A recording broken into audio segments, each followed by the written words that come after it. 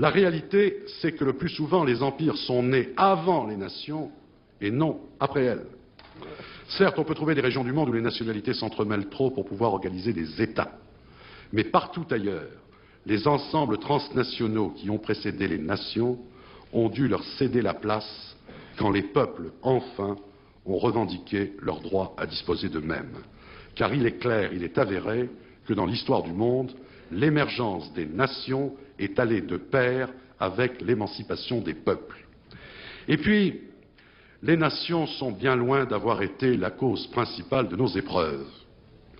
Force est ainsi de reconnaître que dans notre siècle, plus de malheurs nous sont venus des grandes idéologies et des impérialismes dominateurs que des ambitions nationales.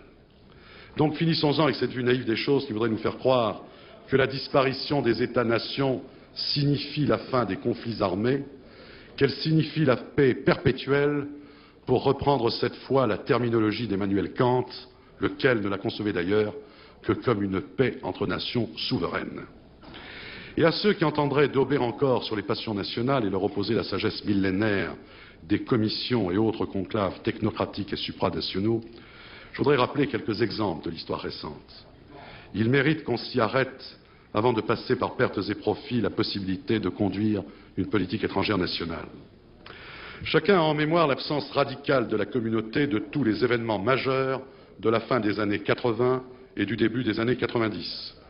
Libération de l'Europe de l'Est, éclatement de l'Union soviétique, guerre du Golfe, tout s'est passé sans elle lorsque ce n'est pas malgré elle.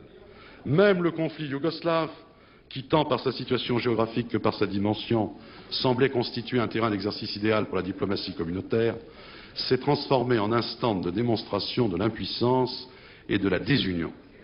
Impuissance qui dans ce cas ne tenait pas à l'absence d'une organisation intégrée, mais aux légitimes différences d'approche entre les pays membres, dont je souhaite, s'agissant de la France, qu'elle puisse continuer à les exprimer.